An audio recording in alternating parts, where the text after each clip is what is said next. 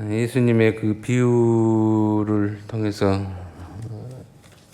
제자들을 특별히 심화반이죠. 심화반. 심화는 뭐냐면 깊이 가르치고 바르게 가르치려고 하는 제자들과 예수님의 질문과 물음, 거기에 대한 답이 오늘 본문에 이어지고 있습니다. 예수님께서 홀로 계실 때에 함께 한 사람들이 12 제자와 더불어 그 비유를 대해서 궁금해서 물었다 그래요. 예수님은 홀로 계셨고 함께한 사람들이 여러 있었는데 그 안에는 또 12 제자가 있었는데 씨 뿌리는 비유를 통해서 가르치는 그 가르침이 알기는 알 것 같은데 그 비유를 하시는 의도와 목적이 무엇인가 거기에 대해서 궁금해서 제자들이 묻습니다. 그래서 그들이 주님의 가르침을 들었고 또 주님의 그 행적을 보기도 했지만은 뭘 의미하는지 또 뭘 요구하는지를 모르더란 말이죠. 근데 단순히 우리가 땅에 이렇게 씨앗이 떨어지면은 그 씨앗이 그 땅의 직이라 그러죠. 기운을 통해서 반드시 발화가 됩니다. 수분이 공급되어지고 땅에 어떤 에너지가 그 지기가 있으면은 비록 풍성하지는 못해도 씨앗은 발화가 돼요. 깨져서 이렇게 싹을 피게 돼 있어요. 여러분들 아스팔트나 어떤 힘이 저런 데서 어떻게 저 꽃이 피지, 저 나무가 저렇게 자라지라고 하는 그런 어떤 그 희한한 장소들에서 생명체가 어떤 식물이 자라는 거 보면은 우리가 알 수가 있죠. 반드시 그 씨는 발화되게 돼 있어요. 근데 주님이 오늘 그 친히 당신이 씨다, 하나님께 던져진 씨다 그래요. 진리고 생명이다. 그런데 그 하나님께서 보내신 예수가 오는 것을 보았어요. 또 보내겠다라고 하는 그 예언의 말씀이 앞서 구약에 많은 선지자들이 있음에도 불구하고 또 들었음에도 불구하고 그가 하나님의 아들이신지 하나님 보내신 예언이 성취된 그 자인지를 보고 들어도 가르침을 받아도 그 행적을 보고도 알지를 못하더라 이거죠. 그래서 예수님께서 그 비유를 통해서 가르치죠. 근데 가르쳤는데 그 비유의 내용도 좀 알쏭달쏭해서 모른다. 그렇게 제자들이 묻고 이런 사람들이 물어요. 오늘 12절에 비유에 대해서 또 비유를 하는 것은 빗대어서 가르칩니다. 빗대어서. 빗대어서 가르친 것. 원뜻이 있어요. 원뜻. 원관념이 있죠. 그 원뜻을 알게 하는 보조관념으로 비유를 듣는 거죠. 비유를 듣는 거예요. 보조관념으로. 그래서 그걸 이해하게 하기 위하고 또 공감하여서 서로 소통하게 하기 위해서 깨달고 느끼고 행동하게 하기 위해서 비유를 통해서 가르칩니다. 이해를 돕는 거죠. 그게 예수님의 비유법이에요. 그래서 뭐 특별하게 뭐 신령하는 건 아니에요. 상식 속에서 하는 겁니다. 근데 오늘 이 말씀의 내용은 좀 심화반이죠. 조금 깊이 생각을 해 보아야 할 그런 비유의 해석법입니다. 12절에 이렇게 표현하고 있어요. 이는 그들로 보기는 보아도 알지 못하며 듣기는 들어도 깨닫지 못하게 하여 돌이켜 제3을 얻지 못하게 하려 함이라. 예수님이 가르쳤는데 못 알아듣게 했고 또 회개의 길을 또 자유의 길을 못 가게 하려고 비유를 통해서 가르쳤다. 이렇게 이해를 할 수밖에 없어요. 표현이 첫 표면. 근데 그게 아니라 이걸 역설법이라 그래요. 역설법. 예를 들어서 자녀들이 부모의 말을 잘 안 들어요.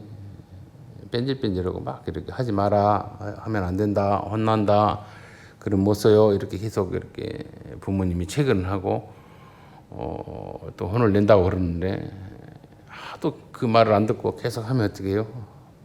엄마 아빠가 그래 해라 그래 그러잖아요. 그래 해, 네 마음대로 해라 그러잖아요. 그 말은 뭐 포기한다는 것이 아니에요. 너는 하면 진짜 맞는다는 소리예요. 진짜 아주 호되게 혼난다는 소리입니다. 그 역설적인 표현이에요. 분명히 말은 그래 해라, 그래 해 이렇게 표현했어요. 허락한 것 같아. 근데 아니에요. 강력한 그 행동 제약을 명령하는 역설적인 표현이잖아요. 그러니까 하면 죽는 거예요. 이제 하지 마라 할 때는 조그마한 그 경고인데 그 반대로 해라 할 때는 함으로 인해서 어떤 일이 벌어지냐면 자기 스스로 그 일을 함으로 해서 자기가 그 매를 맞아요. 자기가 그 일에 대한 결과를 온전히 당하고, 두 번째 또 주변으로부터 그 비난과 지탄을 받죠. 그런 것의 그 표현이에요. 그러니까 이걸 회개 못하고 뭐 열매를 못 맺게 하는 그런 게 아니라는 것이죠. 그래서 오늘 성경에 보면은 우리가 지혜라고 하는 것은 뭐냐면 내가 가야 할, 내가 또 바라봐야 할 목표점을 알지 못하고 가지 못하는 걸 지혜라 그래요. 그래서 헬라어 원문에 지혜를 하마르티아라 그래요. 하마르. 마치 그 사격 선수가 관역을 보고 10점짜리에 그 10점짜리를 바라보고 쏘아야 되는데 관역을 안 보고 사람 관중석을 향해 쏘는 것 같은 그 미친 짓이잖아요. 그죠? 그리고 우리 인생이 그 하나님의 그 창조죠. 창조의 목적에 의해서 우리가 바르게 인식하고 그 뜻에 따라서 성경에는 우리 인간을 지을 때 어떻게 됐냐면 이 땅에 충만하고 이 땅에서 생육하고 번성하고 그리고 다스리라 그랬거든요. 하나님 대신 하나님이 하시는 것처럼 정직의 역할로. 그게 작게는 우리 가정 속에서, 또 조금 더 크게는 내가 어떤 소속되어 있는 학교 혹은 회사 혹은 공동체 속에서 뭘 충만하게 해요? 기쁨을 충만하게 하고, 또 사람들 위로를 충만하게 하고, 소망을 충만하게 하는 삶이죠. 악하고 이렇게 사람을 스트레스 받게 하고 피곤하게 하는 그게 아니고. 그래서 죄는 그런 그 하마르티가 틀어지게 하는 거고 목표가 없는 것이죠. 그래서 자기 뜻 못 가요. 그리고 악이라고 하는 것이죠. 악은 한자에도 구부질 악이라 그래요. 구부러졌다 이게요. 사람이 몸이 온전치 못하고 구부러져 있으면, 장애가 있으면 똑바로 못 가잖아요. 그래서 제 악은 목표도 모르고 생각도 구부러지고 몸도 구부러져서 온전히 걷지를 못하고 가지를 못하는 걸 죄악이라 그래요. 그게 죄악의 뜻입니다. 그러니까 죄는 어디서부터 시작되냐면 사단이 우리를 그렇게 하나님의 뜻을 행하지 못하게 하고 또 그 뜻에 우리가 온전히 가지 못하게 하고 알지 못하게 하는 것. 그래서 하나님의 말씀에 취하지 말라, 먹지 말라 했는데 그걸 먹으면 정령 죽는다 그랬는데 안 죽는다. 네가 하나님같이 된다. 이렇게 사단의 꼬드김에 그 말에 더 쏠깃하게 귀를 기울이고 명령을 어기잖아요. 어김으로 인해서 하나님과의 단절이 됩니다. 영원한 생명의 그 연결고리에서 끊어지죠. 육신으로서는 곧장 죽는 게 아니었어요. 그래서 우리가 죽는 것은 뭘 말하냐면 육신의 어떤 세포의 노화나 병들음을 통해서 이게 소멸되어 가는 것, 의식의 어떤 인식들이 점점 쇠퇴해지고 멈춰지는 것, 이걸 뭐 죽음이라 그렇게 표현을 하긴 하죠.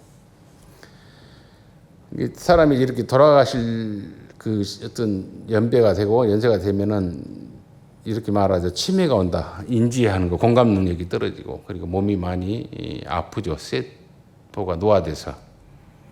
그래서 생각도 이렇게 인지하지 못하고, 의식도 또렷하지 못하고, 그리고 몸도 점점 쇠약이 힘으로 인해서 어디로 갑니까? 살아있으나 육신의 옷을 벗는 죽음의 문에 들어가는 그런 징조들이 나타나요. 근데 그렇게 우리가 육신의 옷을 벗고 생각이 멈춘다 해서 우리가 죽느냐? 아니에요. 그걸 죽음이라 말하지 않습니다. 그건 잠시의 우리의 의식의 멈춤이고 육신의 소멸일 뿐 우리라고 하는 존재는 영원한 존재라는 걸 알으셔야 돼요. 하나님께서 우리에게 주시는 그 영원한 생명이 있고 영원히 있습니다. 그 영혼이 하나님으로부터 우리가 죄를 짐으로 사단의 말에 속아 넘어감으로 단절되어 있거든요. 그 단절됨을 연결하는 분이 누구냐면 예수 그리스도예요. 그 예수로 인해서 우리 하나님과의 저주가 풀리고 영원한 생명에 초대받죠. 그런데 예수를 내가 믿는다고 해서 그 초대받음을 어떻게 인식하냐 이거죠. 어떻게 내가 인지하냐 이거죠. 그걸 우리가 삶 속에서 인식해야 한다라고 하는 것을 비유를 통해서 가르친 거예요. 사단은 너희에게 목표를 바르게 보지 못하게 하고 굽어지게 함으로 인해서 온전히 가지 못하게 하는 제약의 굴레 속에 빠뜨렸는데 예수는 오셔서 진리 말씀으로 오셔서 하나님이 너희 가운데 뿌려 놓으셔서 던져주셔서 너희 인생 속에서 마음속에서 나는 진리로 생명으로 자리 잡기를 원한다 그래요. 나만 고고히 피는 게 아니라 너희와 함께 같이 피고 함께 친구하고 동무하고 하나님의 뜻을 향해서 가게 하려고 하는, 곧게 가게 하려고 하는 예수님의 오심이에요. 그 오심을, 그 동행을, 그 살아가게 함을, 그 영생의 길을 안내하는 데 예수는 던져졌다 그래요. 그 예수의 던져짐을 받아들이냐 안 받느냐는 것은 너희의 자유의지라 그렇게 말합니다. 예수님이 그 오심에 대해서 사람들이 뭐 어쩐다고, 나는 내 욕망대로 내 육신의 어떤 쾌락대로 살고 싶은데 내가 보이는 것만 믿고 손에 쥔 것만 가지고 살고 싶은데 왜 그 근거 없는, 그리고 내가 설득되지 아니하는 것을 통해서 살아라 하느냐. 근데 인생은요, 육신의 쾌락과 만족을 위해서 살고 난 때에는 반드시 허탈함이 있습니다. 허탈과 허망이 있어요. 근데 영적으로의 삶을 살면 말할 수 없는 희열이 있습니다. 그걸 여러분들은 아직은 모르는데 우리 부모님들은 알아요. 부모님들은 자녀를 기르면서 그 어떤 감사를 알고 희열을 느끼고 감격을 경험합니다. 왜냐하면 일례로 내가 배가 고파요. 내가 목말라요. 내가 죽음의 고통 속에 있는데도 불구하고 내 자녀가, 내 손자가 아프고 배고프고 힘들면 내 아픔과 내 고통을 뒤로 미루고 그들의 배부름과 그들의 아픔의 해결을 먼저 생각하는 것이 부모님이에요. 나는 여전히 회복되지 않냐 할지라도 그들이 회복되고 그들이 배부르면 그에 대한 그 만족, 기쁨, 감사는 그 본인만이 알아요. 그 영적인 어떤 희열이라 그래요. 내가 먼저 살고 너 손자 죽어도 좋고 아들 죽어도 좋고 딸 죽어도 좋다 이런 부모 없어요. 내가 먼저 회복되지 못하고 죽어갈지라도 너희들이라도 강건하고 건강하고 복되었으면 좋겠다라고 하는 마음을 갖는 것은 뭐예요? 진정 영적으로 책임지는 삶이고 성숙한 삶을 가진 자들의 마음가짐이고 배려입니다. 그게 그렇게 실현될 때 그때 그 느껴지는 것은 본인만이 아는 감사가 있고 기쁨이 있고 희락이 있는 것입니다. 그건 어린 사람 눈에 보이는 거 아직 영적으로 미성숙한 사람은 몰라요. 바보 같죠. 어리석어 보이죠. 내가 먼저 살고 싶고 나만 병 나으면 되고 나만 잘 되면 된다 이렇게 생각하거든요. 미숙한 사람들, 그 사람들은 나쁜 건 아니에요. 그냥 눈에 보이는 것, 자기 욕망대로 자기의 필요에 따라서 자기만 회복되는 걸로 목표하죠. 근데 그게 죄는 아니라 그래요. 그래서 무지하는 것 죄는 아니에요. 무식한 거 죄는 아니에요. 못 배운 거 죄는 아니에요. 못생긴 거 죄는 아니에요. 자랑할 거 없는 거 죄는 아니에요. 그런데 체하는 게 죄입니다. 게으른 것이 죄고요. 모르는데 아는 체 하는 것. 또 반드시 여러분들이 아침에 식사를 하고 왔는지는 몰라도 먹어야 우리 육신이 유지되죠. 건강하게. 먹고 안 먹고는 여러분들 자유입니다.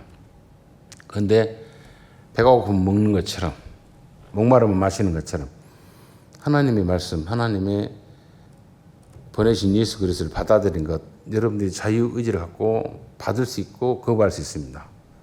받는 자는 즉 그분을 구주로 믿고 순종하는 자는 예수의 삶을 경험할 것이고 기쁨을 느낄 것이고 또 거부하고 그리고 걷지 않으면 그분의 길을 따르지 않으면 자기 인생 살다가 자기 인생의 마침을 끝낸 겁니다. 거기는 영생이 없어요.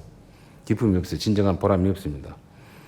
오늘 주님이 그러한 그 삶에 대해서 비유를 들어서 말씀한 거예요. 그래서 너희가 바른 목표를 갖고 굽어지지 말고 예수께서 친히 너희 가운데 던져져서 죽음으로 인해서 하나님 뜻을 이루었고 영생의 나라에 초대했던 것을 너희들이 걷기를 원한다라고 하는 비유를 오늘 하신 거예요. 어떤 교주한 사람의 어떤 이야기가 아니라. 그래서 이렇게 표현을 합니다. 제3을 얻지 못하게 하려 하면 이 역설적인 표현으로 인해서 다 제3을 받기를 원하고 곧게 하려고 하는 비유를 주님이 빗대어서 가르친 거예요. 그래서 농법의 방법이죠. 그래서 이렇게 말했습니다. 뿌리는 자는 말씀을 뿌리는 것이 아니라 뿌리는 자는 말씀을 뿌리는 것이라 말씀이 길가에 뿌려졌다는 것은 이들을 가리킴이니 곧 말씀을 들었을 때 사탄이 즉시 와서 그들에게 뿌려진 말씀을 빼앗는 것이요. 사탄이 즉시 와서 그래요. 사탄이. 어디 보면 새가 와서 뭐 씨앗을 먹었다 그렇게 말하기도 하죠. 근데 사탄이 왔다 이 말은 뭐예요? 우리 하나님께서 창세기 보면은 하나님의 말씀을 듣고 그 약속에 의해서 살아가는 사람에게 사탄이 와서 꼬드기잖아요. 안 죽는다, 죽지 않는다. 네가 더 하나님보다 존귀해 된다. 그 하나님의 약속의 말씀을 뺏어갑니다. 혼미하게 합니다. 세상적인 어떤 철학이 있고 사상이 있고 어떤 상식적인 상식으로 사람을 혼미하게 해버립니다. 사람이 사는 것은 상식 속에 사는 것은 맞아요. 그런데 상식을 뛰어넘는 삶의 형태가 있습니다. 제가 한 예를 드릴게요. 꽃이라고 하는 것이 피입니다. 꽃은 피는 목적이 뭐예요? 여러분들이 꽃이라고 생각해 보세요. 피는 목적이 뭐예요? 남들에게 내가 예쁘게 피는 것. 종류는 어떤 종류인지 그렇게 정하지 않을지라도 꽃이라고 한 자체는 예쁜 거잖아요. 근데 꽃이 피는 목적이 뭐예요? 사람들에게 보여지거나 또 주변의 어떤 조경에 의해서 밝아 보이고 생기 있게 보이고 하는 그런 어떤 목적이 있겠죠. 근데 여러분들이 꽃이라고 생각했을 때는 어째요? 나는 예쁜 꽃으로 사람들이 나를 보고 예쁘다 하고 인정해주고 나를 좀 바라보고 이렇게 좋아해주면 좋겠다라고 하는 생각의 의도로 여러분들이 꽃의 어떤 목적, 피임의 목적을 생각할 수 있어요. 근데 꽃은 그렇지 않아요. 여러분들은 꽃은 아니에요.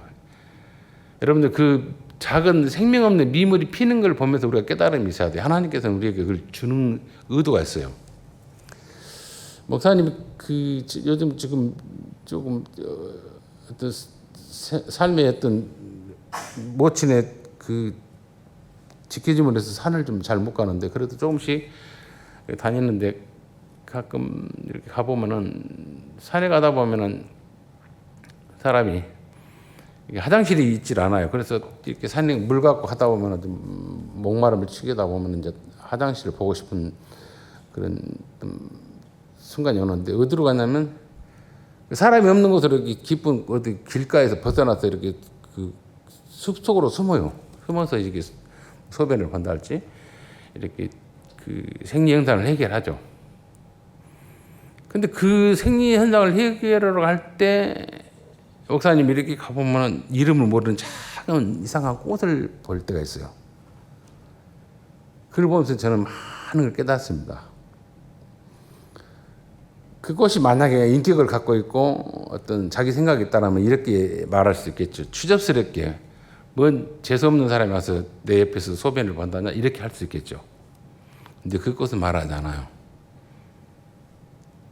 자기 옆에 와서 누가 소변을 보든지 혹은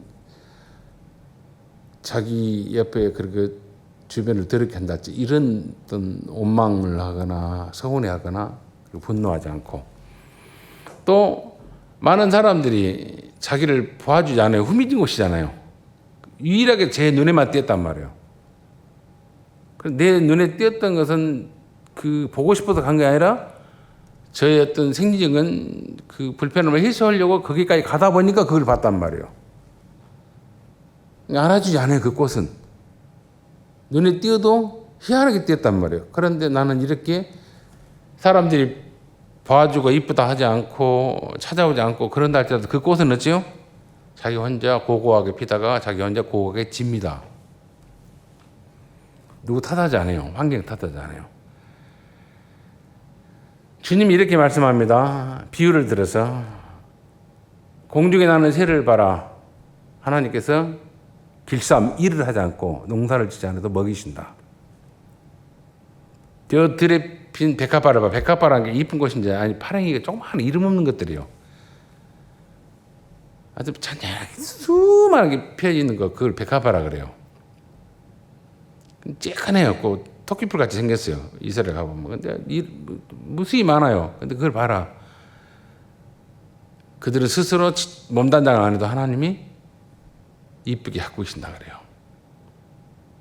그러니까 목사님의 눈에 그 생리현상을 해결하려고 들어가서 잠깐 봤던 그 꽃 이름 없어요. 근데 그 꽃은 누가 와서 봐주지 안 해도, 누가 와서 칭찬하지 안 해도, 누가 와서 이쁘다 하지 안 해도 혼자 고고하게 피다가 고고하게 집니다. 우리는 그 꽃 같다 보면 비교할 수 없는 하나님을 아버지라는 존재예요. 그런 존재로서 우리가 인세상을 살 때 환경을 탓하거나 조건을 탓하거나 어떤 내 형편을 탓하지 않아요. 나는 나더러의 고고함을 갖고 살아감을 주님이 우리에게 가르칩니다. 그게 깨어짐의 삶이에요. 그게 진리 안에서의 눈뜸의 삶입니다. 그렇게 사는 자를 통해서 많은 사람들이 삶의 도전과 비밀을 알게 됩니다. 저 사람은 참 누가 안아줘도 모양 없어도 그래도 고고하게 피고 고고하게 지고 있다 이거예요. 숭고하게 봅니다. 그 이름 없는 꽃도 뭐 이름 모르겠어요. 조그만해요. 근데 예쁘게 폈어요. 그 옆에서 목사님 생리현상을 얘기하고 나오는데 참 이런 곳에도 꽃이 폈네. 참 이름 모르는데 라고 하면서 지가 잠깐 보고 잊혀졌잖아요. 누군가 나를 보고 잊혀졌다 할지라도 누가 안 잊냐면 하나님은 잊지 않아요. 우리는 그런 이름 없는 그런 흠이진 곳에 핀 그 꽃과는 비교할 수 없는 존재라는 거예요. 이런 너희가 진리 안에 눈을 뜨지 못하고 깨닫지 못하고 세상을 간주하지 못하고 살아간 것은 불행한 거다 이 말이죠. 그걸 알게 하기 위해서 주님이 비유로 가르친 겁니다. 여러분들 아무 생각 없이 멍 때리고 와서 조는 것도 괜찮아요. 응? 그런 시간 가서 차라리 잠을 더 자요. 컴퓨터고. 근데 여러분들 잘 들으셔야 돼요. 들으시고 눈을 뜨고 생각을 하셔야 돼요. 우리 인간을 뭐라고 표현하면 호모 사피엔스 그러잖아요.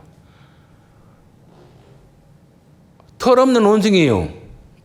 근데 생각을 한단 말이에요. 사유합니다.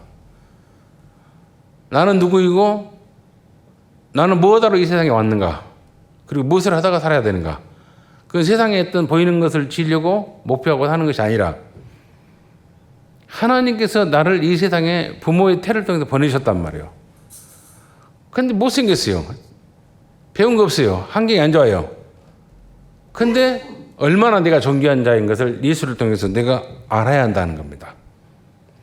저 음이진 곳에 핀 꽃도 이름 없는 것도 묵묵히 고고하게 피다가 지는데 나는 그거와 비교할 수 없는 하나님 아버지라고 부르는 존재라는 걸 알고 여러분들이 각성해야 한다 그러죠. 눈을 떼야 한다 그러죠. 그래서 자유하라 이거죠.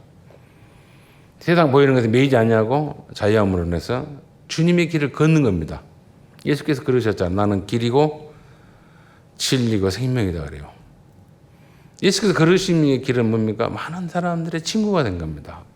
돈 많고 권대 있고 잘생긴 사람이 친구가 아니라 병자요, 창기요, 인간 마이너들 저 패급들과 함께 친구요. 그들과 동행하고 그들을 깨우치는 일에 주님은 늘 낮은 자리에 갔어요. 그게 예수께서 걸으셨던 길이었고 예수께서 어울렸던 친구들입니다. 우리 또한 그렇게 그들을 찾아란 건 아닙니다. 우리 주변에 그런 사람이 있다 하면 또 그렇게 연약함이 또 공감이 있다라면 그들의 친구로서 유로자로서 내가 얼마만큼 고고하게 나를 지킬 수 있냐 이거죠. 후미진 곳에 핀 꽃처럼 왜 내 옆에 와서 냄새를 풍기냐, 왜 내 옆에 와서 불결한 짓을 하냐 이게 아니에요. 고고함을 가져야 돼요. 그랬을 때 그가 비로소 생각을 할 수 있게 하고 그가 나를 통해서 인생의 변화를 갖게 하는 거. 오늘 주님이 그렇게 말씀합니다. 형편이 여의치 않고 재물이 없고 이름이 없고 권세가 없고 자랑할 게 없으니까 못하겠다. 당신의 길을 걷지 못하겠다. 그건 비겁한 핑계다 그래요.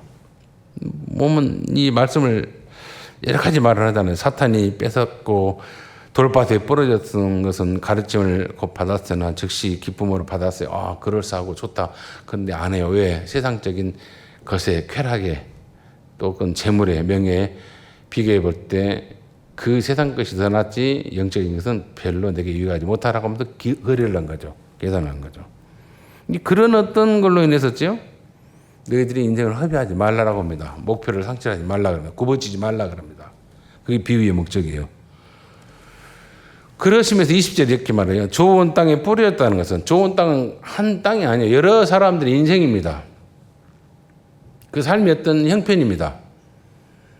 여기에는 곧 말씀을 듣고 바다 30배를 맺는 어떤 식물이 있을 것이고 혹은 나무가 있을 것이고 60배를 맺는 혹은 식물 나무가 있을 것이고 또 100배를 개선하는 식물 나무가 있겠죠. 포도나무 같은 경우는 한 10그루를 10송이를 얻을 수 있겠죠. 다 솎아내지만.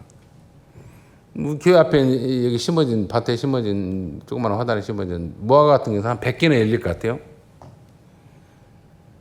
근데 우리 그 포획동인가요? 우리도 봄에 핀 거 있어요. 조그마한 그 열매 있어요. 앵두 같은 거. 그 한 제 표현을 10,000개씩 열려요. 10,000개. 이 각기 열림의 그 기능들이 있잖아요. 나는 왜 10,000개를 안 열리냐? 나는 왜 100개가 안 열리냐? 나는 왜 수박같이 하나만 달랑 열어야 되냐? 이거 탓하지 않고 자기 해야 할 도리를 하라 이거죠. 충실하게. 탓하지 말고. 참외도 마찬가지입니다. 한 2개 정도나 이렇게 메고 다 솎아내. 왜? 좋은 과실을 얻게 하기 위해서. 열매를 얻기 위해서. 다 솎아냅니다. 수박도 마찬가지예요. 포도도 마찬가지예요. 근데 이런 앵두나 파리똥 같은 것은 그냥 놔둡니다. 무수히 열립니다. 무수히. 스스로 또 떨어지기도 하고요. 근데 거기에 비교하지 말라겠죠. 수박이 저 앵두처럼 나는 수천 개가 아니고 왜 하나냐. 이렇게 하지 않아요. 나의 뭡니까? 삶의 형편이 있어요. 틀이 있어요. 거기에 내가 주님처럼 많은 사람들에게 어떤 과실로서 시원한 것을 제공할 수 있다면 또 포도로서 참 보기 좋고 먹음직스럽게끔 내가 나를 한 결실로 만들 수 있다면 그렇게 사는 거예요. 그래서 궁극에는 뭡니까? 그들에게 이익을 주고 그들에게 기쁨을 주고 그들의 행복을 제공하는 삶으로 사는 것이 예수의 길을 걷는 겁니다. 그게 오늘 주님이 이 좋은 땅에 뿌려졌다는 것 말씀을 통해서 네가 어떤 인생인지 어떤 결과를 낼 수 있는 그런 식물이든지 존재인지 나는 탓하지 않고 네가 최선을 나에게를 통해서 가고 있느냐 이거죠. 그걸 비유를 통해서 말씀하셨던 것처럼 여러분 교회 와서 하나님 우리 집안이 어렵습니다. 무엇이 어쩌고 저쩌고 하니까 권대 있고 돈 많고 좋은 집으로 좋은 어떤 자리에 나를 올려주시면 내가 하겠습니다. 이게 아니고 후미진 곳이고 누가 찾아오지 않고 알아주지 아니하더라도 나는 주님만 바라보고 고고하게 내 인생의 꽃을 활짝 피겠습니다. 라고 하는 각성하는 생각입니다. 눈을 뜨는 삶입니다. 그리고 자기를 지키는 삶이에요.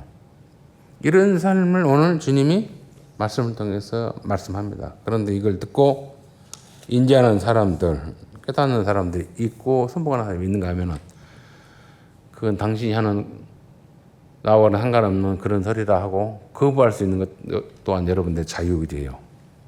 받아들인 것 또한 여러분들의 자유의지입니다. 선택은 내가 하는 거죠. 그리고 그 결과에 계셔서 내가 따먹습니다. 오늘 이 말씀을 듣고 무엇이 나를 진리 말씀으로부터 거부하게 하는가 혹은 순복하게 하는가 다시 한번 깊이 자기를 바라보면서 나를 막고 있는 것이 뭔가 세상 재리요 세상 염려요 세상 재물이고 유혹인가 욕심인가 아니면 예수께서 말씀하신 그 말씀의 뜻에 따라 예수처럼 나 또한 고고하게 하나님의 뜻을 향해서 걸어갈 수 있는가 그 판단을 잘 하시면서 할 수만 있으면 예수의 길을 걷는 사단의 유혹에 넘어가지 않고 세상에 보이는 것에 집착하지 않냐고 내게 맡기신 멍에가 있습니다. 주님이 질만한 것이라 그래요. 가볍다 그래요. 왜? 주님이 같이 져주니까. 그 예수의 길을 예수님처럼 닮아가는 삶, 훈련하는 삶, 그리고 결실하는 삶을 살아가는 저와 여러분의 남은 인생의 시간이요 신앙의 믿음이 되시기를 제 이름으로 축원을 드립니다. 자비로우신 우리 아버지 은혜 감사합니다.